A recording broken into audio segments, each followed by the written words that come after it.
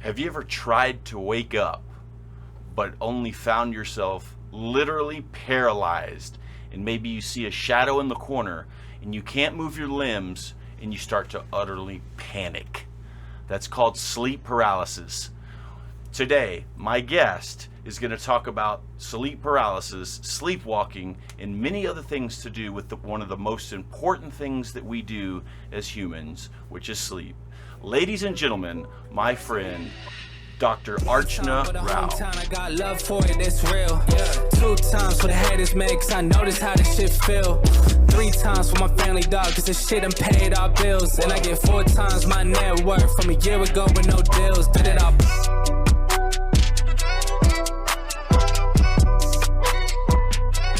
Hey guys, welcome back to the show. We've got another really special guest for you today. This is my new friend, Archana Rao. She is a doctor here at Shannon Hospital. I'm going to let her get into the details of what kind of doctor she is. She does neurology, but also sleep medicine. So you can imagine all the different things that she must treat. So I cannot wait to talk to Archana about some of the things that affect me personally and probably a lot of you. So you're going to really want to stay tuned for this one. But I'm going to hand it over to you, Archana. Look into that camera, address the audience, give them your elevator pitch, tell them who you are and what you do. Hi everybody, I'm Archana Rao. I am double board certified in neurology and sleep medicine. I've been the sleep medicine and neurology doctor at Shannon Hospital for the last I would say probably 8 or 9 years. I was at community prior to that. And I've been in San Angelo for 15 years, probably coming to 16 now. And I love living here every single day. Wow. I just love the community, the people, the way I get treated. It's just something that I probably wouldn't find anywhere else. And I'm so glad to be here. Yes. I love to hear that. You know what's interesting? Do you know... of course you know Lamise, but did you know, of course you know Shadi and Wild. Wild, yes. Yeah, you worked with Wild yes, very that's closely. Right. Yeah, we were both, partners. Yeah, but what's interesting is that Lamise came back recently, and we were talking to her about moving to the Pflugerville Cedar Park area. That's right, yes. And they were almost like depressed in a way. They were like, we just didn't realize what we had in San Angelo. It was so nice there, like the people, and like there's so much traffic there, and there's people everywhere. She said we just didn't realize how good we had it. I agree. So yes. It's interesting to hear that. Yes, this is a great place to live. It is absolutely. I would say if I had to do it all over, I'll probably not think twice about doing it. Wow. Yes. That's cool. I am very happy. I used to live in Philadelphia before I moved to San Angelo. Yes. How was that? And I was in Philly for 8 years before I moved down here. Wow. And I realized how much of life I have here compared to living in Philly, because I used to commute at least 30 minutes, one way to work every single day. Yep. And I couldn't find a good work-life balance in Philly. Yeah. And San Angelo was the one place that irrefutably provided that for me. Wow. That's something they touched on. Yes. They said that I can't believe how long we're sitting in our cars. Like Yes. we're wasting our lives sitting there commuting. That's true, yes. So it is a blessing to have that here. Absolutely, for sure. yes, that's right. Yep. And so where are you from originally? Were you born here in the States? I was actually I was born in India. Cool. I come from a big city called Hyderabad from the south of India. Okay. And I was raised there. I graduated my med school, and then I got married and I came down here, passed my boards, and got into training here. And I was Nice. trained as a neurologist and as a sleep medicine specialist in Philadelphia. Wow, very cool. Yeah. So real quick, what was India like? What was it growing up there? For me, I would say that it's probably the more easier part of my life, because Yeah. I was always with my parents. My parents took care of me for everything. I Yeah. never had to do anything on my own. Yeah. My mom cooked for me. My dad paid for me, so I never Yeah. had to worry about it. So life was easy. Yeah. But a much more secure and much more fun, enjoyable way. But Yeah. after I came to the U.S. is probably when I grew up as an adult. I was see. 23 years old when I moved to the U.S. Yeah. And when I came down here, you start taking care of yourself. You learn to do things on your own. There's nobody here to help you. You got to learn how to do things. And it was a good learning curve. So you were like thrown into your independence, like That's having right. to be completely independent. I would say in a way, only Yeah. because when I was in med school, I didn't live at home like most of my friends did. Okay. I was actually, in the dorm for the med school only because my med school was about 6-hour drive away from, my home. So Okay. I Wow. prefer to stay in the dorm. A lot of my friends prefer to stay med schools closer to their homes, and I was like, I want to go to this med school, Yeah. so I'll just stay in the dorm. And that taught me a lot about people Yeah. management. I learned a lot there, and when I moved down here, it was a slight adjustment because Sure. people are different here compared to what I was. Absolutely. So that took a little while for me, but I think it was okay in the end. I can't Yeah. complain. I mean, I would still do the same exact thing every single time. Yeah. What's one of the things that you miss about India?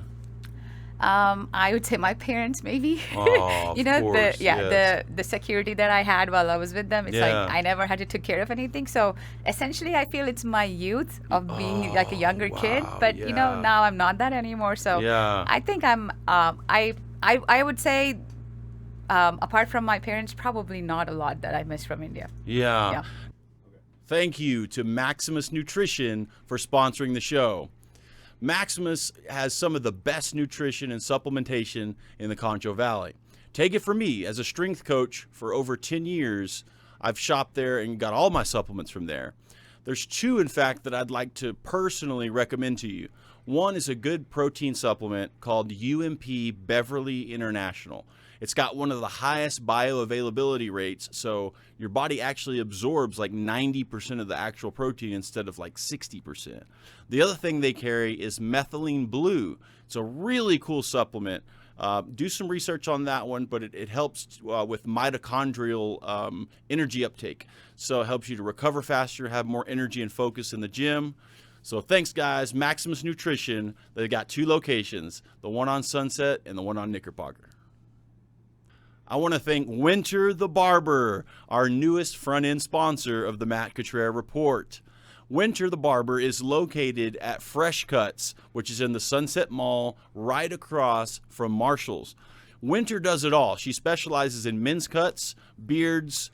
She does waxing, the works. You got to go see Winter. She also does the little kids. She's got great rates, also does walk-ins. Winter the Barber, tell her Matt Cutrer sent you. I want to thank the San Angelo Performing Arts Center and my good friend Yuki Kunuyuki for sponsoring the Matt Cutrer Report. SAPAC is really great for San Angelo and the Concho Valley. Guys, the more we get out and watch live performances, whether it's a comedy show or live music or anything they put on over there, it's going to help our community grow with the arts and culture. So thank you, SAPAC, sincerely from the Matt Cutrer Report. We hope to see you at a show. Now, whenever you came, because I'm relating, this is funny, I'm relating this for me when I grew up in San Angelo, and my big adventure to adulthood was to move to Austin, which is just 3 hours away. Yes, but it was exactly. still like very scary and very exciting. Yes. So was it like that for you? Like, were you really excited, like, to embrace that next part of your life, that next journey? I would definitely say yes. I was really looking Yeah. forward to it, Yeah. only because, I have a lot of family in the U.S. Oh, good. And yeah. they have moved over to the United States in the 1970s, probably. Okay. So I had a lot of my cousins That's who good. were like, the same age group as I was, who would come to visit me in India. Yeah, So okay. knowing them, seeing how the American kids behave, I had an inkling of, what people would be like, what their culture is, Sure. how their behavior is, So Yeah. I didn't feel like I was going to be having a hard time. Right. But at the same time, I had some apprehension. I Sure. never worked in like a place, be by myself, do Yeah. everything on my own. So there was some level of nervousness, but it didn't really affect me in the end. Yeah. You adapted quick, I bet. That's right, yes, Yeah. yes. Cool. Yeah. So tell me about undergraduate. Where did you go for school for undergraduate? So I'll tell you, in Yeah. India, we don't have undergraduate school. Really? Yes. Oh, cool, So okay. you actually, you do your 12th grade, and you take something similar to MCATs in your 12th grade. And when you okay. pass the MCATs, you get into a med school directly right after I high see. school. So Yeah. you graduate med school in India by the time you turn 22 or 23. Wow. Okay. Yes. So you are ready to practice as a Amazing. doctor like at 23 years of age. Wow, I like that actually. Yes. In a way, it saves a lot of time. It's a waste of time doing it the other way, in my opinion. Yeah. But moving down here and looking at people, I think it's not a bad thing to do 4 years of grad school. I feel Really? like it'll Yeah. help you grow up and be Yeah. more committed to what you're doing. I see. So it also, some people, I have had some of I would say my classmates, who couldn't graduate at the right time because Mm-hmm. they were, torn, they were, distracted, they couldn't focus on their studies, Yep. and they had a hard time finishing up med school. So I feel like the 4 years of grad school here is definitely where, the kids can actually understand what kind of commitment they need to That's finish med true. school. So Yeah. if you want to change your mind, then you can do that during the That's grad true. school. Yeah. So it Yeah. gives you options. I feel Okay. not one system is better than the other. Right. It depends on the kids and how driven they are about doing Yeah, I like anything. that. Yeah, they're just different. Yeah. Yeah. So then you didn't go to med school here either. You finished there. Yes, that's so right. So you were a full-blown doctor That's right. after leaving India and coming here. Yes, you're right. Wow. Yes. So then tell us what happened after that. Where did you apply? What hospital? What city? So when I came down here, I got married to my husband, and he was in Philly at that Yeah. time. So I moved down with him. I actually gave all my boards. We have USMLEs, which is step 1, step 2, step 3. I finished them in the first year after I came here, and then I applied for residency. I matched in a couple of places. I went to do my residency in Philadelphia. It's called Drexel University, Okay. and the hospital was Hahnemann Hospital. Oh, yeah. But the hospital doesn't exist anymore. Oh, really? They Oh, they okay. filed for bankruptcy Yeah. 3 or 4 years ago. Okay. But that hospital was really very, very well known in Philly at that Yeah, point. yeah. So I finished my residency there. I did my fellowship in Temple University, which is like Temple, really? Yes. At Scott and White? Yeah, no. Temple University Oh, I'm in sorry. Philadelphia. Okay, yes, I see, yeah. So Yeah. I did my sleep medicine there, which is like maybe a couple blocks away from Hahnemann Hospital. And then after I finished my fellowship, I was looking for a job. Okay. So I and my husband both finished our training at the same time. So we were both looking to move to Texas because the weather I know in Texas is very close to home. Yeah. Yeah. So I was like, yes, I know I'll be in Texas. I Yeah. just didn't know where in Texas. Exactly. Yeah. So Is he a doctor as well? He's a doctor What too. kind of doctor He's is a he? pediatrician. Cool. Yeah. Awesome. So we both decided, okay, we'll try to find some big cities, where there's like big Indian communities. We won't be really out of place. We'll Yeah. have some Indian food to eat and things like Yeah. that. So we interviewed in Houston. We interviewed in Dallas. We interviewed in I think Austin too. Yeah. But San Angelo was like one place that was like calling us. The recruiters were calling us Yeah. to get there, and we were like, we don't know anything about San Angelo. It's in the middle of nowhere. I It's a small know. town. Yeah. No Indian community as far as I know. So Yeah. we weren't too sure, but because they said just come down and interview with us. It's okay if you don't want to sign the job. Yeah. We were like, fine. People are very nice, so we just came down to interview. Yeah. We never even decided to do anything else after. We just signed the contract. Really? Yes. Y'all knew right then? Yes, we did. Yes. Wow. Amazing. Yep. It just worked out great for us. Yeah. Yeah.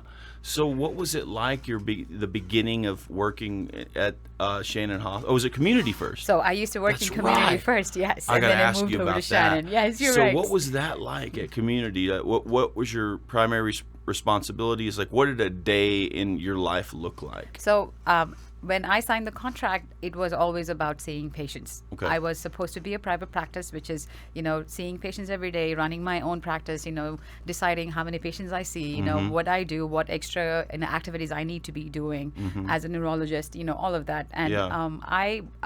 I think San Angelo was the only place that allowed me to be me. Wow. Only because, when I went to Houston or, Dallas, I had to be the neurologist for 3 different hospitals. Oh, I had wow. to take call pretty much, I think, 2 weeks in a month. Okay. And I had to round all 3 hospitals when I was in call, which actually is like driving from one hospital to another takes about 30 minutes. Yeah. So that would have been, assuming that I worked there, it would have been a day that would start like maybe around 7:30 in the morning and not end until 7:30 or 8 in the evening. No. So Yeah. and when I came to San Angelo, they said, this is just one hospital. We want a sleep medicine doctor because we want to set up a sleep center Yeah. here.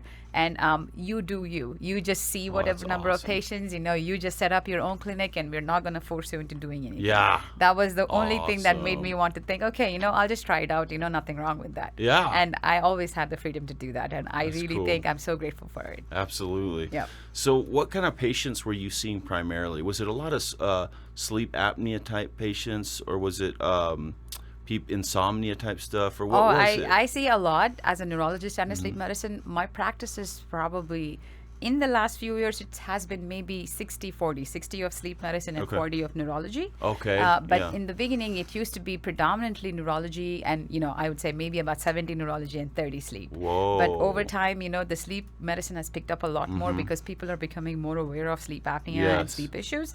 So I've been seeing a lot more patients lately. Yeah. Okay. Yeah. So on the neurology side, what kind of patients do you see in that practice? What does that encompass? Just anything to do with your brain and nerves, exactly, basically. Yeah. But with neurology, I would say the bread and butter of neurology is usually strokes in the hospital. Okay. And then you get to see a lot of migraines. Okay. And then I would say sometimes neuropathy, which is a very encompassing term for like a lot of conditions, but neuropathy is another common situation that ends up seeing neurology specialists. What is that, neuropathy? Neuropathy is where your nerves are not acting correctly. Okay. You might have symptoms from it like pain, burning, see. weakness of the legs or arms, affecting whatever part of the body. So Okay. you will have to figure out what kind of neuropathy it is and then start treatment based on what see. it is. So Yeah. Okay. so Wow. those are the three most common strokes, neuropathy, and migraines are probably the most common situations in neurology. I see. Yeah. Just out of curiosity, when it comes to migraines, what constitutes an actual migraine and not just a headache? So migraines are headaches, are a kind of headache. Okay. And migraines usually have certain criteria to be to satisfy to actually call it a migraine. Makes sense. And according to the American Academy of Headaches, migraines should be very severe. There can be mild or moderate. They're usually severe to the point that they make you very tired and fatigued. You cannot continue to work or keep doing what you do. Right. There are exceptions to the case, but usually you should be feeling like you cannot just go on that way. Right. And you frequently have nausea or vomiting or light or sound sensitivity during the headache. And Okay, those are yeah. the criteria to be qualified as migraines. I see. Which I think migraines are probably one of the most common Why is that? neurology condition. Why does it happen so often? I would say, In your opinion, yeah. So I would think migraines are probably because of a lot of, interactions with a lot of things. First thing would be your genetics. If you have a Okay. family history, you probably are going to actually be at a higher risk of having migraines. Okay. And on top of that, your lifestyle, the way Yeah. you eat, the way you exercise, the way, the stress levels of your life, Sure. how do you handle your stress, all of those things, and the way you take medications, what Okay. other underlying health problems you have. All of those Exactly. things will contribute to having migraines. I see. Okay, yeah. Wow. Yeah. So with the sleep studies for sleep apnea, was that something when you came here to the community, did they already have that set up, like a sleep study center or whatever? So when I was when I was certified as a sleep medicine doctor, up until that point, any doctor could sign off on the sleep studies and say there was a sleep center at community at that point, but the sleep center was not AASM certified, which Okay. is American Academy of Sleep Medicine. Okay. And the sleep labs or sleep centers should be certified by them to actually be valid for see. their doing their studies. Right. So at that point there was no rule like that your Okay. your sleep center should be certified. Right. But when I got certified is when Medicare started saying that if the sleeps are not sleep labs are not certified by AASM, then we will not take that sleep study into consideration. I see. So Yeah. and that's when everybody started scrambling for getting more sleep medicine specialists and getting their labs certified. Okay. So yeah. and after I came in is when I would say a lot more patients started to come to San Angelo because I don't think there were a lot of sleep medicine. There used to be one in Shannon Yeah. at that point, and he was sleep medicine trained after he was pulmonary trained. So he was a lung Okay. specialist and then a sleep medicine Okay, specialist. yeah, I'm yeah. a neurologist and I'm a sleep medicine specialist. see, yeah. So there were So- two here, and Shannon had their own sleep center, Uh-huh. and community had their own sleep center. Both were working pretty good Wow. actually, yeah. But until Yeah. Shannon just took over community, and then we just merged both the sleep centers. Yeah. Okay. Yeah. So, what would you attribute most of sleep apnea to? Does it come down to being overweight? Is that a big part of it? I would say yes. Sleep apnea again is also a combination of varied reasons, Okay. and I would say that sleep apnea, yes, the weight plays a great role, Yeah. but again, your genetics and Okay. your airway anatomy, the Okay. way your airway is built, also contributes to having sleep Right. apnea. Yeah. And so the whole mask thing, Yes. that's a pretty effective way, right, of getting someone to breathe correctly. Yes, absolutely the best way to treat sleep apnea. It is. So, but do you see that evolving? I've heard that that's going to be evolving to where it's not going to be as intrusive and bulky, and that there's True, going to be yes. more of a streamlined way, right? So there have been new developments in that part, and Nice. more recently we have had upper airway stimulation therapy, Okay. which is where you have a battery operated device implanted in your chest, Oh. and this battery operated device is actually triggering your airway muscles Okay. to contract while you're sleeping. I see. And that actually helps prevent the obstruction to your airway and helps you breathe without any issues. That's what sleep apnea is actually. Interesting. So Okay. with this implanted device, you don't have to wear anything. Oh, You that's don't so have to put your great. mask on. You don't have to do Yeah. anything with that. Yes. Because I always thought, like, you're going to sleep with your partner and you put your mask on and your machine's going, and like, what a romantic setting that is, It used to be a bigger problem. Yeah. I had a bunch of younger guys, and I still do actually, Yeah. that say, I don't want to be Darth Vader in the nighttime, putting that thing on. Yeah. So Role-playing Darth Vader, yeah. there was a lot of times when people said, I don't want to use a CPAP. Yeah. Even if I do know it's causing all my problems, Yeah. I refuse to put it on. Wow, So, yes, yeah, there have been that's some people that crazy. did that, yeah. Yeah.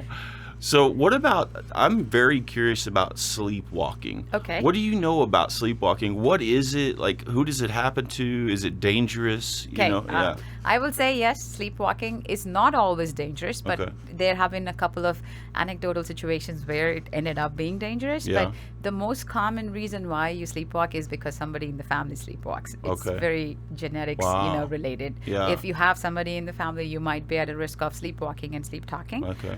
It usually starts probably, maybe in your first decade of life, Mm-hmm. probably second, and it's not something that can happen every single night. Okay. However, it Yeah. can maybe. Yeah. Depends on, how you're sleeping. If you are sleep deprived or you don't get good sleep as a teenager, you might be at a higher risk of sleepwalking. Mm-hmm. see. So Yeah. having a good sleep schedule, making sure that you're getting the rest you need are two important things to make sure you don't sleepwalk. Mm-hmm. Yeah. And despite that, if you do, then making sure that, your room door is locked so Mm-hmm. that you don't have the ability to open the door while you're sleepwalking would Yeah. probably keep you safe, because you won't go outside, bump into something and hurt yourself Right. and then wake up from it. Yeah. So, but what is going on in that state though? Like, are you fully asleep, or is part of your brain awake, or what is happening there?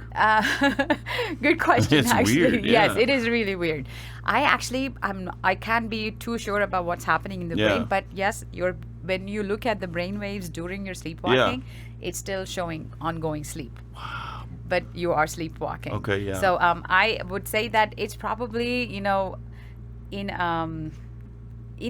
a state where you're neither awake nor asleep. Right, And yeah. it doesn't necessarily have to have a trigger, apart from knowing that your sleep has been irregular. Right. And your brain isn't actually able to decide if this is time to do something or if this is time to stay in bed. Right. Yeah. There's a famous case I saw on YouTube. Yeah. About there was a siblings, a boy and his sister, and the boy, 15-year-old or something, he had some mental issues, but he also would sleepwalk, and it was common, and the family knew about it, and they would always direct him back to bed, and they say to never wake a sleepwalker, which I'll ask you about that in a Yes, minute. okay. But so what happened was he went into his mother's room, and he had a baseball bat, and he killed her. Yeah. And I think I've heard about that. yeah, and in the case, he claimed that he had no idea that he was doing it, that he woke up and realized what he had done, and so that was his defense. Yes. But they ended up finding him guilty. Yes. And so what do you think? I'm in line with that. Yeah. I feel like when you have sleepwalking, there's varied behaviors during sleep. You could do sleep eating, where you don't realize you're eating, and Whoa. you tend to be actually eating high carb food. So you Okay, can yeah. eat a whole chocolate cake by yourself.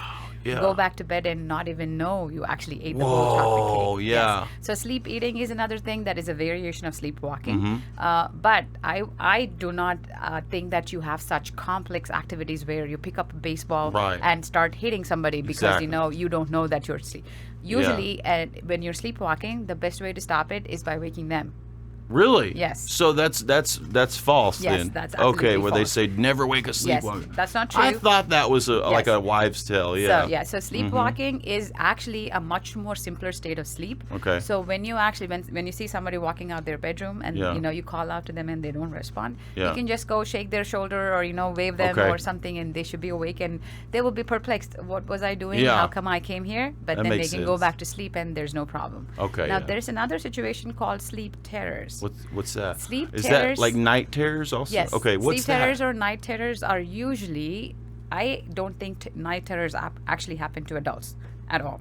Night terrors Wow. only happen to kids, probably between the ages of 3 to maybe 8 or 9. Okay. And what happens in night terrors is the kid randomly wakes up in the middle of the night screaming their lungs off Yeah. and crying Yeah. inconsolably. Yeah. You're the mom, you're holding them, you're patting them, you're carrying them. They do not stop for 10, 15 Right. minutes straight. Yeah. And, you have to distract them, maybe turn on some cartoons or Uh-huh. some music they like, put them on some kind of games, Yep. whatever you can do to distract them. Uh-huh. But it will go on, whatever you do, for 10, 15 minutes straight up in the middle Why of the is night. it so powerful? What's happening there? I don't know the exact Yeah. reason for why that happens, but those are not uncommon in younger children. Yeah. And there is no reason for it. It doesn't mean they have been abused. It doesn't mean Right, they're hurting. yeah. It doesn't mean they're having any physical issues that's waking them up from sleep. It could be something just purely your brain trying to learn, that transitioning from one state of sleep to a different state. Yeah. That's when it kind of happens. I had almost an experience like that almost felt spiritual. And this is really interesting. I was just telling my fiance this the other day. So I was probably 3 years old, and I was with my grandmother, and we were going to visit my aunt who lived in Arkansas. So we went to go visit her, and then we went to this motel, like rundown motel. Yeah. And we were sleeping in the same bed, and I remember we were in a bed, and there was like a wall, like a half wall, Sure. and then behind the half wall is the bathroom. Yeah, okay. So I was near the wall, and I remember waking up to these alligators, like crocodiles or alligators, but like demonic looking, like Yes. trying to get me, chomping at me. Okay, yes. And I started screaming at the top of my lungs, like I'm inconsolable. Like Yes. she could not get me to calm down. Right, yes. To the point where we actually had to leave the room. motel. Yes, And okay. go back to my aunt's, and they made me a pallet on the floor, and I slept on the pallet, and my grandmother slept on the couch. Got and it. she even later said that she felt something was just off about that place, but so I have experienced that night terror situation. Yes, I wouldn't be surprised. And, Crazy. I do know sometimes, there might be some supernatural reason for Yeah? it. I Do you think can't, so? I'm not the expert on it. but, Right, yeah. I mean, I have heard people, think of it Right. like that too, which, Have- I don't know what to say. Have you ever had something similar as an adult? No, a lot of times patients come to me saying they have night terrors, Mm-hmm. Yeah. but most of the times when I talk to them, they're not actually Okay. night terrors. They're more, I have seen this happen more in patients who have PTSD. Oh, So interesting. either it's PTSD from, going out, in the military, or, Yeah. if it's like you were assaulted or you had some kind of, abuse in the past, Right. those are the kind of patients that tend to actually have abnormal behaviors in sleep, probably related to the trauma. Yeah. But I don't think that sleep terrors are actually Okay. that common in fully developed adults. Right. Okay. Yeah. Yeah. So this is a good segue into my main topic. One of the biggest things that plagues me. Yes. And I know it plagues millions, I think, of people. I don't know, at least hundreds of thousands. Yes. And that is, of course, sleep paralysis. Okay. So my experience of sleep paralysis started when I was in my early 20s, and I was asleep on the couch, and it tends to happen when I'm on my back. And what happens is I'm dreaming about something, but all of a sudden the dream becomes a little more lucid, like Like it's it's real like a life. stage of real life and a dream combined. And so at some point I realize what's happening, that I am dreaming, right? That and I'm like, okay, I'm going to go ahead and wake up now. I'll tell myself that. But then I realize that I'm unable to move. Got it. And then panic sets in. Yes. And then once that panic sets in, it just gets worse and worse. And then I try to scream. And all that I can muster, as loud as I can muster, is like this very faint, like, like people have recorded it, you know, and I'm screaming at the top of my lung. Yes. And I try to move my limbs, and I can, and I can barely move my fingertips, and eventually, and I always, my head is the big thing. I'll start trying to move my head, and it feels like it weighs 1,000 pounds, and then I move it, and finally I'm able to snap out of it. And it's horrifying. Yes. And a couple of times it's been paired with hallucinations. Yep. Of very dark hallucinations of like a spirit, you know, and coming to you or something. Yeah, you're so right. you're familiar obviously with Yes, this. So very, what is going on there in that situation? I will tell you that, sleep paralysis is not a health condition. Okay.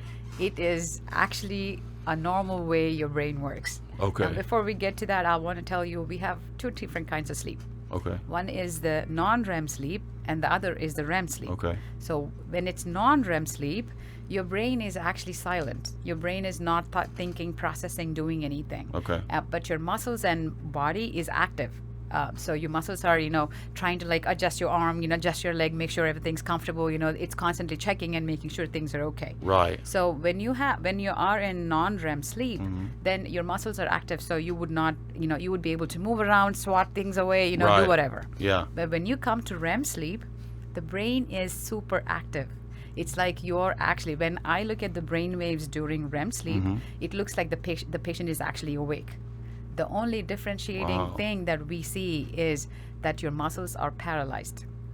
All your voluntary muscles are paralyzed in REM sleep. Yes. Okay, so when you have sleep paralysis, what happens is your REM sleep is going on, your muscles are paralyzed, your brain is active, but then when it's time to get awakened, your brain is like, oh, I'm awake. Right. But it doesn't stop or switch off the paralysis of your muscles. Yes. So when that happens, you feel like you're awake or you're getting to be awake, but your body does not move. Yes. You feel like somebody's sitting on you. Yep. You feel like your head is so 1,000 pounds heavier. You cannot actually process anything, and you're like, I can't breathe, because suddenly you're panicked. That's right. And that's what happens. And what we normally say is, if you go back to sleep or just don't fight it. Okay. Just lay down heavier. You cannot actually process anything, and you're like, I can't breathe, because suddenly you're panicked. That's right. And that's what happens. And what we normally say is, if you go back to sleep or just don't fight it. Okay. Just lay down back, close your eyes, give it a couple minutes,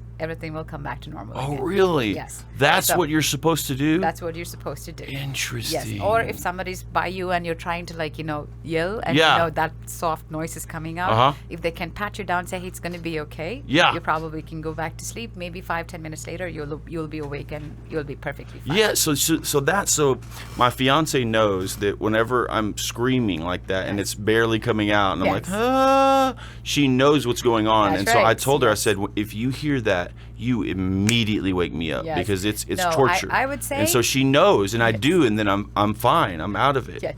No, but usually I know that panic is the one that's driving you to do something. But if you do feel that next time, just go back to sleep. Okay. Just lay there, give it a couple of minutes. You should be back to feeling normal again. Okay. The more you try to fight it, the more harder it gets. So you just need to let the body reset, your mind reset, and then you'll be fine. Wow. I will tell you about this one. The scariest one that ever happened to me was I was lying down in my grandmother's living room on the couch, and it was dark. It was like dusk, and I was taking a nap, and it started happening, and I thought that I was awake, but I couldn't move. But then I started panicking, and I sensed some kind of shadow in the corner. And the shadow was large, and it just felt very wrong. It felt demonic to me. And I started panicking and trying to move, and it came over to me, and it knelt on my chest, and it put its hands, these huge, gross, skinny fingers around my neck. And I remember being so terrified, and I was saying to myself, I'm gotta get up, I'm getting up. And then he said, you're not going anywhere, motherfucker. And he said, I mother see that. effer. I see, And I go, okay. in Jesus' name, get off of me. And all of a sudden, boom. Yes, It it was goes gone. away. Yes, exactly. It was unbelievable. I Yeah. used to have sleep paralysis, but You I was did? in med school too. Yes. You did? Yeah, I did. Yes. Did it stop for you? Yeah, it just went away. But I would think that you probably if you're having more sleep paralysis, it's probably because your REM cycles are unpredictable. Okay. So if you run on a good schedule for your sleeping, Yeah, I've maintain your noticed that. bedtime and maintain your wake time, and Yeah. you do the same thing every night. I feel you would probably have fewer of the sleep paralysis Okay. episodes. And I feel the same way too. When I cannot move anything, and I want to lift my head, but I know somebody's Yeah. sitting on my head, not letting me get up. Do you panic? Yes, Or you still do, even though you know what to do? So at that point, I didn't because Oh, I okay. was still in med school. So I didn't know, but I was like, I'm helpless. I'm just gonna give up on it, and I Yeah. went back to sleep. And a couple minutes later, I woke up and I'm like, oh, okay, I'm fine now. Yeah. So, But have you had it since to where now that you know, Yeah. you don't panic and you're just like, oh, just go back that's to true. So after I actually had it like 2 or 3 times, Uh-huh. I was telling my friend that I felt this, and she was like, yeah, I actually had that too. Yeah. So I didn't realize it. And then when I was in sleep medicine residency, Uh-huh. that's when I realized this is sleep paralysis that I had when I was Okay. in med school. Okay, yeah. So then that's when I realized, that's why I used to go back to sleep and I used to feel better after. Yeah. So most of the times, the more you panic, the harder it gets. So you Great need to be like, advice. okay, I'm just going Okay. to go back to sleep, give it a few minutes, and it's going to be Okay. okay. That's such good advice. Yes. Seriously, Yes. that could help so many people. I would think Really? so, but I am pretty, I'm not that sure that it is that common out there. I Oh, I is it haven't not? I wouldn't think so. You probably are really the one person that actually said that you had sleep, paralysis. I feel like Oh, I didn't might know have had that. maybe Okay. a handful of patients that Maybe actually it's said not then. it's Okay, not yeah, that common. okay, No, okay. it is. I mean, Yeah. as far as I see, I You would don't know, think- obviously, Yes. yeah. And even if somebody did, it probably happened like maybe once or twice Exactly. in their life, and then they didn't think much Yeah. of it, so they didn't want to bring it to my attention. Okay. That makes but sense. Yeah. when you have conditions like narcolepsy, those patients tend to actually have it more often than Ooh, others. interesting. Yeah. So narcolepsy, that's literally where you fall asleep instantly, just randomly, right? True. Yes, you can, but Yeah. clinically, speaking strictly, like clinically, when I see patients, more than falling asleep just like that, it's more about this unexplained sleepiness. Oh, I see. I They see. they get through their life, do everything like everybody Yeah. else can, but they cannot get rid of the sense of I need to nap now. So the misconception is they're driving and then Yes, sleeping. exactly. Yeah, but that's not That's true. not all the time. No, Yeah. there are some Okay. patients who might do it, Oh, and really? I actually read something about that in some books and movies where people just fall asleep at the drop of a hat, and it's very funny to watch them Yeah. fall down. Yeah. It's not the case in Okay, real yeah, life yeah. narcolepsy. That doesn't happen figured, like that. yeah, It's yeah. kind of maybe a little overstretched on imagination, Yeah. but I think it's not the truth though. For sure. Yeah. yeah. So one of the other big questions. So they used to say, I think the clinical standard was that we need 8 hours of sleep Yes. to be healthy. Is that still true? I'm so glad you brought it up. Okay, I'm yeah. so happy you brought it Nice. up because I feel like most of the every Instagram reel, every person out there who claims to be like a health, Yeah. advisor, right? Everybody says, oh, you have to have good sleep in the nighttime to actually, feel better in the day.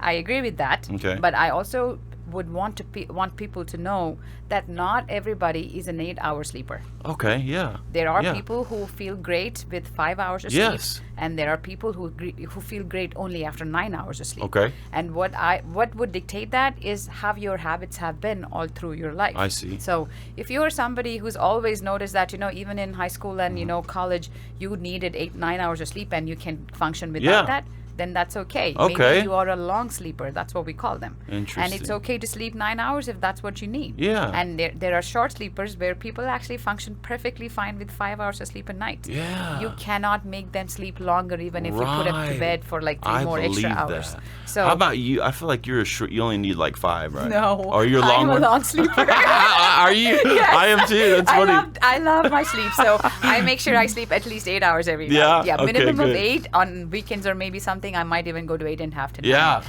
yeah. I am You a seem- long sleeper. My husband's a long sleeper, so it Okay. works great for both Okay, of us. yeah. But I know that, most of the times people don't realize what they are, and that's Yeah. where the problem comes in. I see. But I feel like, the newer Apple Watches, Uh-huh. they trend to track your sleep, and if you can see patterns of your sleeping, you will know if you're a long sleeper or a short sleeper. So those are good? They are good. Okay, cool. But only as long as you don't let them dictate how you should feel. I see. Somebody recently actually came up and said, hey, my watch tells me I'm not sleeping well in the nighttime. I don't care about what your watch tells I know, you. right? How are you feeling about Exactly. your sleep? Yeah. Do you feel like you got up in the day and you're ready to go? Then Yeah. I guess you got good sleep. What do you care what the watch Exactly. says? So Yeah. most of the times it's about you being aware of how Okay. you're feeling. Okay, So yeah. I usually tell my patients that, have good sleep hygiene, which is Yeah. like maintaining good sleep time, maintaining good wake time, Yeah. not spending too much time in bed doing other activities. So that is important, though, to have a routine, like Absolutely. bedtime. And, Very. Okay. Yes. Wow. I would yeah. say if you want to vary on the weekends, because you have plans to do, it's okay. Maybe Mm-hmm. Yeah. once in every 6 days or 7 days, you got to stay up till 2 Okay. o'clock. That's okay. You want to have Gotcha. fun. But the rest of the days, if you can stay on schedule, it only That's good makes to your know. sleep more meaningful Oh, and that's more so good to successful. know. Yes, Okay. and so you will get the rest you need on a more predictable level, and your brain functions better if it's Okay. predictable. If it's Nice. random or whenever it happens, Yeah. your brain is not going to work well. Right. Okay. The other thing I wanted to ask you is all my life, since I could remember, Yeah. I have been a napper. Yes, And I have friends and I've dated girls and stuff who can't nap. They can't do it. that's true. Yes. What's up with that? Are some people just more genetically prone to nap? True. To Yes. need naps? Yes. Really? Yes. Yeah. Yeah. My husband's Okay. like that too. If Yeah. if I ask him to go lie down right now and take a nap, he'll probably be asleep in 2 Yeah, seconds. that's and it's how I- not like he's not sleeping well in the nighttime. He gets great sleep in the Me nights, too. and he still naps in the afternoon. Just like that, without even a second thought. Interesting. So I know that again, it's about how you're wired Uh-huh. and how your brain works. Yeah. And even if you nap, I would say that if you are a healthy person, an overall healthy person, if you were to nap, your brain will automatically wake you up within 20 minutes or 30 minutes of Yeah. taking a nap. Okay. Which is how your brain works, because your brain is not wired to sleep during the day. Oh, right. you like, are a is that human whole being. what's the word I'm looking for? The circadian rhythm? Yeah, circadian rhythms. That's right. That's a real thing, Yeah, right? that's a real thing. So Yeah. your circadian rhythms are in sync with the sun. Okay. So when yeah. the sun goes down, you go down, and when sun comes up, you come up. Okay, yeah. So that's usually how your brain and the chemicals that support your sleep Mm-hmm. will actually work. But yes, there is a dip somewhere in the afternoon where humans need to actually nap, and that's not a bad thing again. Yeah, okay. So some people tend to actually be able to sleep during that time, and Yeah. some people just don't feel the dip, and they feel like, I'm fine, I don't Yeah. need to nap right now. Okay. So it's Interesting. again dependent on your circadian rhythms. Nothing wrong with Yeah. that. If you tell me you nap for 4 hours in the afternoon, then something's seriously wrong. Oh, really? But Yeah. if you feel like, I do doze off while watching TV, Right. and I nap for from 15, 20 minutes, I don't think that's a problem at all. Yeah. Okay. Yeah. For sure. So another thing I wanted to ask you. Yeah.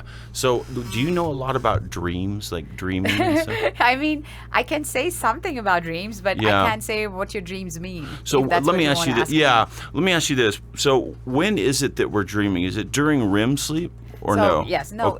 No. There's two ways of dreaming. Okay. You can have dreams in your non-REM sleep, and you can have dreams in your REM sleep. Okay. The dreams in non-REM sleep, usually do not make memories. So you might not even remember that you I dreamt. see. But I then, see. something happens in the day, and you're like, something happened last night. I was thinking Mm-hmm. about something. You might have a vague memory of the dream in non-REM sleep. Yeah. But in REM sleep, the dreams are much more vivid. So it's like it's real In the life. non-REM sleep? No, in the REM sleep. Oh, in the REM sleep, they're much more vivid. Yes. Okay. So you Interesting. would see, Okay. you are seeing all of these weird, emotions attached to the Yes, dream. You're like yes. either angry or you're running, and you're, really like, fight or flight response. Yeah. All of those things happen in your REM sleep. Okay, That's because your brain is active during REM sleep. Your Yeah. brain is actually making memories during REM sleep. Your brain is making sure the cache in your brain is cleared off for the next day, so you can make more memories. Yeah. So during that time, your thought process is still going like you're awake. Uh-huh. Like I said. So and that's why you remember the dreams in your REM sleep much more Yeah. than your non-REM sleep. Fascinating. Mm-hmm. So do you think that also, like for some people, we process certain emotions and stuff in our dreams that maybe we don't in waking life? Like Yes. for instance, let me tell you about something that happened to Yeah. me recently. I was taking a nap. Yeah. And it was kind of like a long nap because I hadn't slept well the night before, like maybe an hour and a half nap. And I had this dream that I was young again. I was like maybe in my mid-20s. Yeah. And I walked into this department store, and there was this girl I knew, and she waved at me, and I waved back, and she was like, Matt, are we still going to go to the party? And I was like, yeah, we will. And then I ran around the corner, and I saw this other girl I knew, and I was like, oh, no. And she was like, Matt, are we still going to go to the party? And I was like, oh, gosh, what am I going to do? They're both here. And then we... and I kept walking, and I was like smiling at everybody, and like all these women were like looking at me, and I felt desired, right? Sure. And I remember waking up, and as soon as I woke up, I wanted so badly to hold on to that feeling, that emotion. Yes. I just it took me somewhere that it made me experience something I haven't in a long time. The youth, you know, it's like it's almost like longing for that feeling whenever you have your youth, you know, and it was, what's weird is it dissipates fast. Very. And you try to hang on to it, but it just is gone, you know? As soon as you're awake, it's gone. Yeah, you're right. And so what I came to find out, and I read this also, is that when it comes to interpretation of dreams, it's not necessarily about interpreting what's going on in the dream. It's more about the emotion attached to it, kind of what that means. Okay, do you agree? I would say... or what do you think? Yes, I would say that in REM sleep, the emotions that you feel during your dreams is real. Wow. It is real. So you feel certain way. You have the fight or flight response. Most of the times, as far as I have seen patients, tell me about their dreams in REM sleep, it's more fearful. They are, they are like running away from things, or there's a snake right there, or they're fighting a tiger, or some people are out to get them, that kind of a thing. So usually it's more fearful, but I wouldn't be surprised that you actually feel other emotions too, because it's the more active part of your sleep. So your brain is processing a lot of information from the day before in your REM sleep. Your REM sleep is basically to pick up all the bricks and put them in the right set parts of the brain, and then make sure that they're accessible, and if they're not important, throw those bricks away. Right. So. Yeah. Fascinating. The other thing is, and I know you might not have an answer for this, but it's just interesting, is that there were times after my grandmother passed away, and I was very, very, very close to my grandmother, and I would have these dreams that I was speaking with her, that I was spending time with her. Yes. And they felt so real. Real, yes. Like so real. And the things that we talked about meant something. Yes. And I would wake up and I would be like in tears, but grateful I got to spend that time with her. Yes. But then I read in the Bible, at least, it said something to the effect that our loved ones will never visit us in our dreams or be disembodied spirits or something like that. Yes. The dead can't speak or something like that. Yeah. And so I just wonder about that. Is that a real...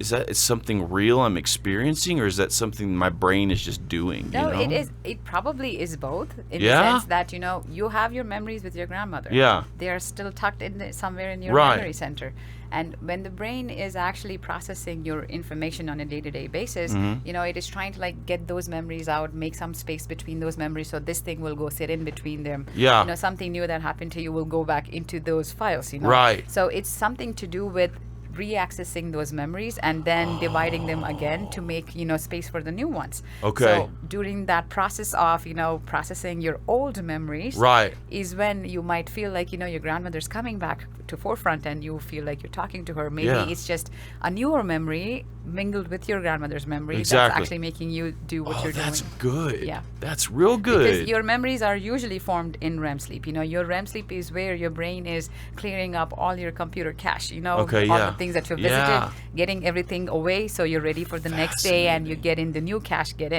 new memories. So that's what's happening in REM sleep. Yeah. So I got a kind of it's a scientific question, but it's almost a personal question too. Do you think that the human consciousness is something that exists completely separate from the body? See, that's a really good question. I recently read a book on that too, and I after I read the book, I was like, really, where is the consciousness? Yeah. And I'm not sure. I know, can't right? say. Yeah, I know. I really don't think that consciousness is in like one single part of your brain. Right, And yeah. I don't think that consciousness exists out of your body, because Okay. how does it control your body if it's outside you? Right. But I think that maybe there's a mixture of both. Okay, I yeah. don't know. I mean, you have to have your inner part and the outer part well connected for Yeah. you to function fully as the person that you are. Yeah. And another thing I wanted to ask, I know I'm jumping around here, Yeah, but no, you're I'm fine. so fascinated by all this. So is lucid dreaming, is that a real thing? Can you really train yourself to lucid dream, to like control what's going on in your dream, sort of? I don't know much about it. I've never Okay. heard that before. No, Well, what is lucid So dreaming? listen, Where'd check you it come out. You across got that? you got to look into this. Yes. So here's what lucid dreaming is, where at some point in the dream you realize you're dreaming. So you stay in the dream and you're like, okay, now I kind of have control of what's going on. Let's have some fun. True. And they say there's a way to train for that. And what you do is, they're called signifiers, I think. I forget what they're called. Sure. But they use a light switch as an example. I see. So while you're dreaming, whether it's a light switch or a button, whatever it is, when you see it, you flip it on. And if the light turns on, you do it in waking life, right? Everyday life, there's a light switch, you turn it on. If the light turns on, you know you're awake. Right. It turns off, you know you're awake. Yes. But when you're dreaming, if you're doing that and nothing's happening, Then then you know you realize it's that, a okay, I'm dream. dreaming. Yes. This isn't working the way it's supposed to Sure. in the real physical world. I would think that, from what you tell me, it might be something where, there's therapy for that. Yeah. Especially for people with PTSD, because they have very violent dreams, whatever they have been through in their life, they keep dreaming of that over and over again. So the therapist will probably, or will likely work with them Yeah. to actually figure out that these are dreams, and you do not have to panic because you're just reliving your old that's thing. so This is not real. good. So I know Yes. that there's therapy for that to Yeah. overcome your dreaming, but if that is what is lucid dreaming, then I'm guessing that's where it's applied. Yeah. What about hypnosis? Do you think that that's a real thing and it's useful? I would not be the right person to Okay, actually talk yeah. about that, but Yeah. yes, I've heard that. I have a bunch of patients who do that, and Really? they feel like it helps them. Yes. Yeah? Definitely. Yes. Very interesting. So I do Yeah. say, hey, if you want to try that, I think it's a good way. No harm done. Sure. If it works, it works. If it Yeah. doesn't, then it's okay. Cool, yeah. And one of the things that I feel, I have so much empathy and sympathy for people who have insomnia. Yes. That seems like one of the worst curses that could happen to someone. It's true. Yep. And what are there different reasons that for that happening to people? So- And what are the cures for that? What do you do to medicate that, or Sure. yeah? Insomnia is a very vast, subject, Mm-hmm. if you ask me. And I feel like insomnia is something that every person on earth will probably experience at some point in their life. Oh no. It's not a bad thing. It's Yeah. not something that will kill you. Okay. It's not life-threatening. Right. It does not cause long-term, physical debility. Okay. So I Yeah. know that insomnia, yes, can be tiring to deal with, but I also know that insomnia works better if you actually not pay too much attention. Oh. So when Yeah. I have a lot of patients, who come to me, and I'll also say that, sleep is normally variable at every stage in your life.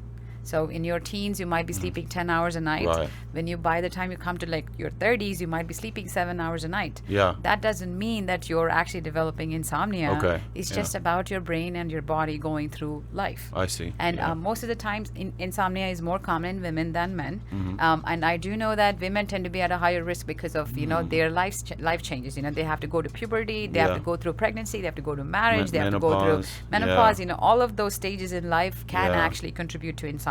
Okay, And women yeah. are the one who tend to worry a lot more too. Yeah. So every night they don't sleep, they feel like something is wrong with me. Why am I not sleeping? Right, And yeah. the more you ponder on why am I not Makes sleeping, sense. the worse your sleep will get. Yep. So Makes it's more like, sense. you go to bed, you have to wake up at 6 o'clock to take your kids to school. It's like 11 o'clock and you're still not asleep. You've been in bed for 2 hours and you still can't sleep. It's Yeah. 12 o'clock and you still can't sleep. Yeah. And you're like, oh my God, I have to wake up at Yeah. 6 and I'm still not sleeping. Yeah. The more anxious you Oh. get, the worse your sleep gets. makes sense. So Yeah. it's more for women. I usually recommend that if you can't sleep, I would say most of the time, without any interventions, if you just continue to keep doing what you do, maybe in a few weeks, it'll just get back to being normal again. yeah. The more you fret, the worse your That sleep makes gets. total sense. Yep, Yeah. yeah.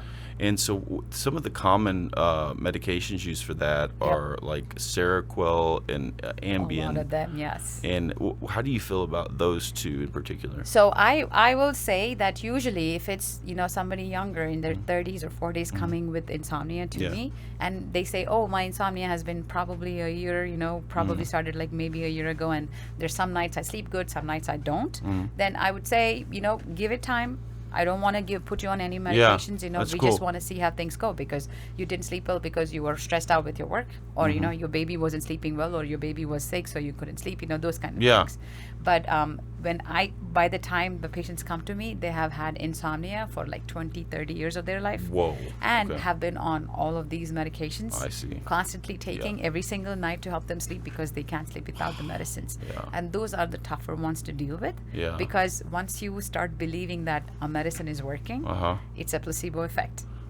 So just the act of taking something every night makes you think, I'm going to sleep well tonight. So a lot of times, any other condition, I really think medications are probably going to help you. But insomnia, I do not recommend using any medications as long as you are generally a healthy person.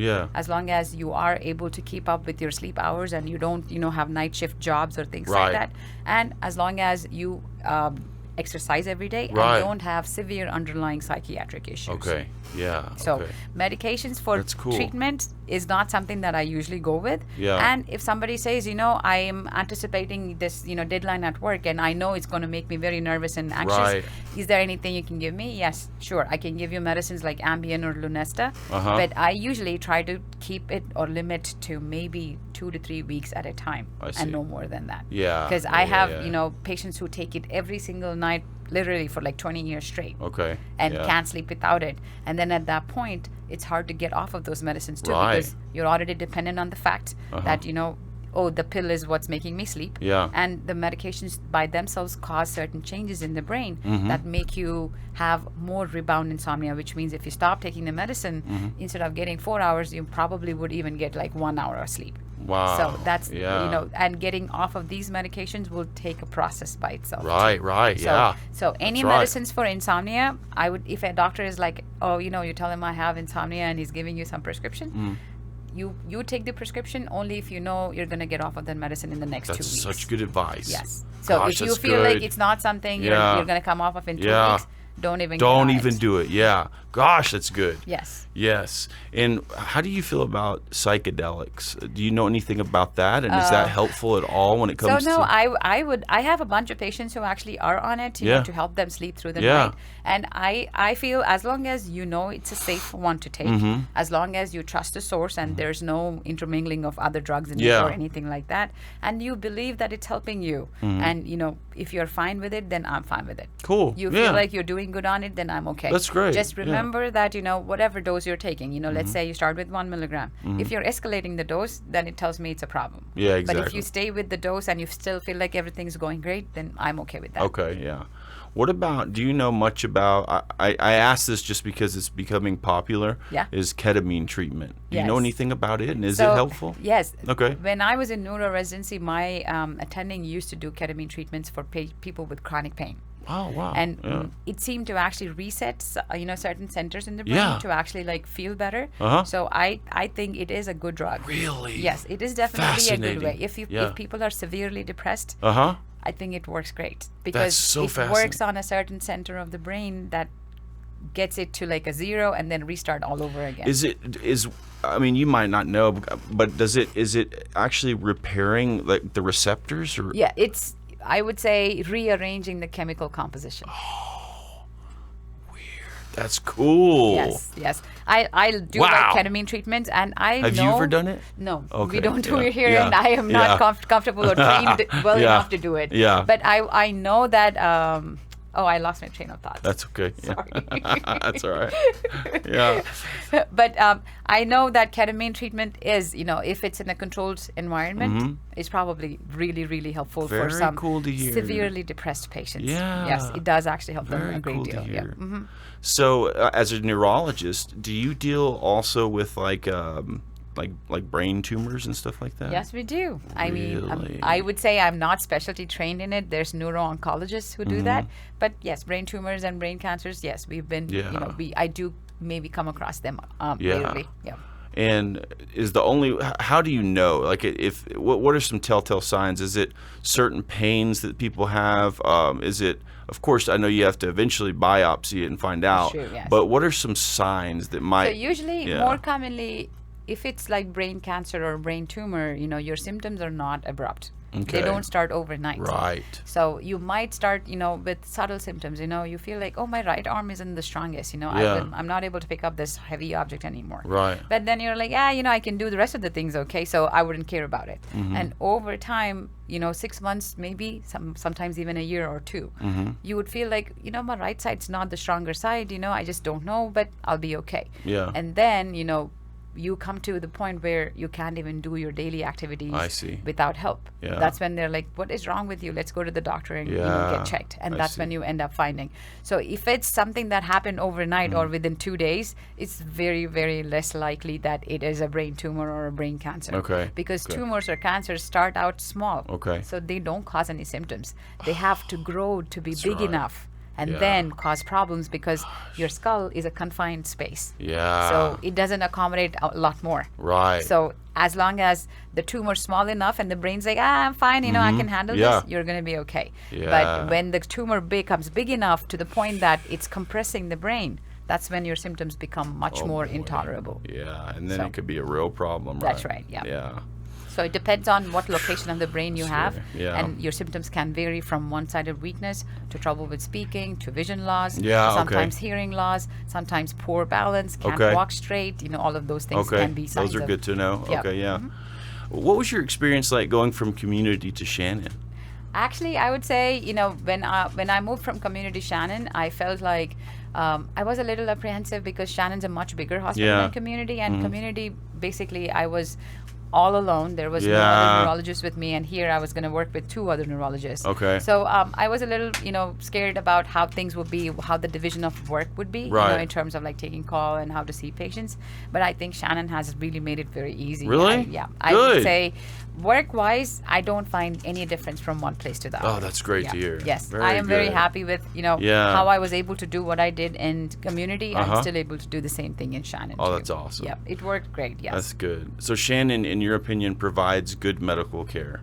I would say yes. Good. Definitely, Very good yes. to hear. I mean, we have really good doctors. Yeah, we do. We have access to some of the really good, testing, and services here in Shannon. I feel like Shannon by itself is actually making people, get all the specialized testing and things here in San Angelo without having to go anywhere else. Cool. So that's good. I know that they are doing everything they can to bring all the newer aspects of treatment and, newer aspects of testing and, interventions for patients right here. Yeah. So they don't have to travel anywhere That's else. really good. Yes. Do you think they're eventually going to buy Sunset Mall and turn it into a Shannon? I wouldn't be surprised at the rate they're growing. I know. Yes.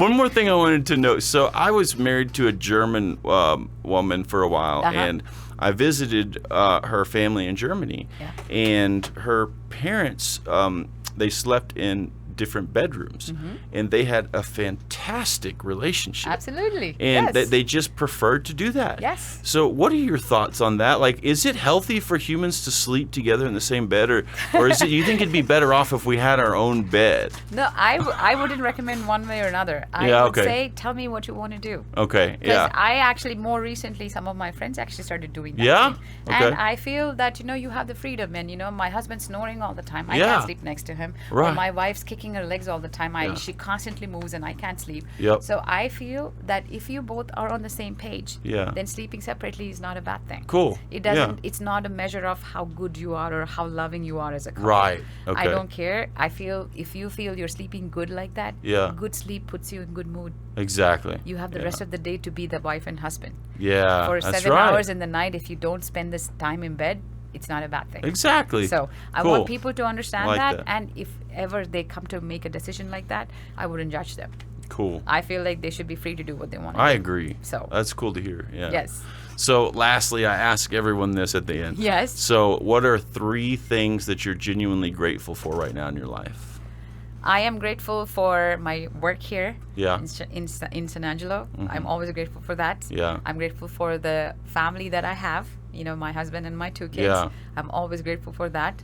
And the third thing is being physically healthy. Yes. I am so That's a grateful good for one. God giving me this body that Yes. works fully well, does what I want it to without giving me any issues. My That's so brain's good. working well. I can see, I can hear, I can use my arms and legs without Yes. any limitations. And I am eternally grateful for having a full functioning body. That's one of my favorite ones right there. Yes. Is the moment you lose one of those things you mentioned, you start to realize how important it is and how much we take it for granted. That's true. So that's good to be grateful for Yes, that. Yeah. absolutely. Cool. Yes. Awesome. Yep. Well, thank you so much, Archana. I'm glad, Matt. I This was kind of so lost good. my train of thought sometimes, but I No, think I'm you were okay. Yeah. amazing. All right, Thank you perfect. so much. Nice to meet you. Yes, Thanks good to for meet you. reaching out to me. Of course, Did yes. you guys plan on getting married sometime soon? You're already married? I just proposed, so it'll probably be either end of this year or beginning of next year, but we will okay. definitely send you an invitation. Oh, you're too nice. And Yeah. I wouldn't be offended if you didn't No, too. of course but we will. I am Yeah. hoping that you have a really happy married life. I'm Thank glad you you. found each other. It probably is a lot of meaning to it Yeah. after 9 years. So hopefully that will be the way where you find your happiness with each other. Thank you so Yep. much. All right. Cool. All right. Thanks All for right, talking guys. to me. Thanks for watching. This was Dr. Archana Rao. We'll see you later. Take care. Thank you guys for tuning into the show. Thank you, Dr. Rao, for coming on and being so open and willing to talk about many of these issues that affect all of us as human beings. Sleep is important. If you have an issue with your sleep, whether it's sleep paralysis or insomnia, go see Dr. Rao at Shannon Hospital. We thank you for watching. We'll see you next time. One time for the hometown, I got love for it, it's real. 2 times for the haters, man, cause I noticed how this shit feel. 3 times for my family, dog, cause this shit done paid our bills. And I get 4 times my net worth from a year ago with no deals. Did it all